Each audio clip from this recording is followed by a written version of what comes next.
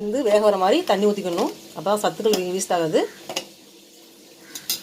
இப்போ இந்த பாசிப்பயிரை நல்லா மசிச்சுக்கலாம்.